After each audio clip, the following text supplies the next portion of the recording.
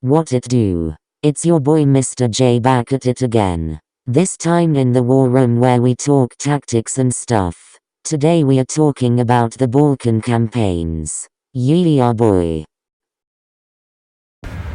The war in the Balkans technically started in April 1939 when Italy invaded Albania.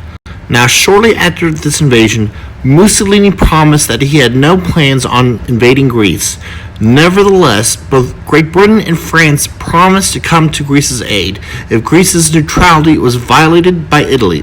In reaction to this pledge, both Germany and Italy signed the Pact of Steel, which was Mussolini's name for a military alliance that stated that either country would come to the aid of the other if it were attacked.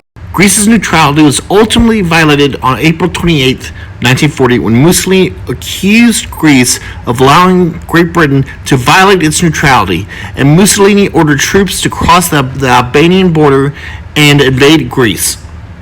However, this attack was poorly planned and supplied, which ultimately led to its collapse when it met stiff Greek resistance. Great Britain, with its forces already stretched at home and in the Mediterranean, declared its support for Greece and immediately sent 5 aircraft squadrons to help the Greeks, along with ground forces from North Africa. However, Greek forces under the command of Alexandros Papagos launched a counterattack on the 14th of November, pushing the Italians back and capturing major cities in the Italian-occupied Albania. Furthermore, British bombers struck Italian port facilities and assisted the Greek advance. The failed Italian invasion and the presence of British forces forced Germany to prepare plans to intervene in the region in order to protect its oil fields in Romania, which it desperately needed.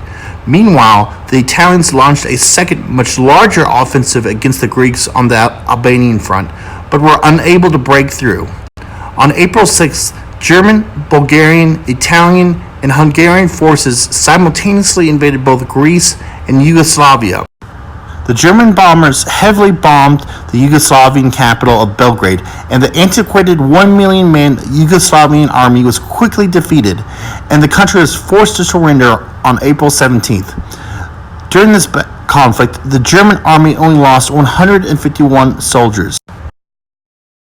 The German assault along the Metaxas line on the eastern half of Greece was initially repulsed, but they were able to break through and capture Salonika on April 9th, forcing a portion of the eastern Greek forces to flee to neutral Turkey. The 2nd Panzer Division was eventually able to outflank and cut off the remaining Greek units on the eastern front, forcing them to surrender.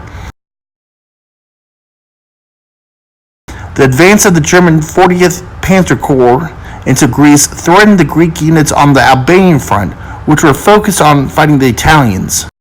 Greek commander Papagos failed to order a retreat of these units, and they became cut off from the British units, and they too had to surrender. After the surrender of the remaining Greek forces, the British decided to retreat from Greece to the island of Crete. This retreat was not protected from German aircraft attacks, and they lost many troops and vehicles. Ultimately, 50,732 British troops were able to be evacuated. However, 7,000 were not able to escape and were captured. The decision for Britain to intervene in the Balkans was a significant blunder. Shortly after the British evacuation, Winston Churchill remarked that it was the only error that his government had made up until that moment in time. The decision to intervene in Greece removed troops from North Africa that handed the initiative to the Axis. The Axis powers also gained little from the Balkan campaign. The Italians did not gain Greece, which was placed under German control. For Germany, this campaign wasted supplies and men that would be badly needed for the invasion of Russia that would happen shortly after.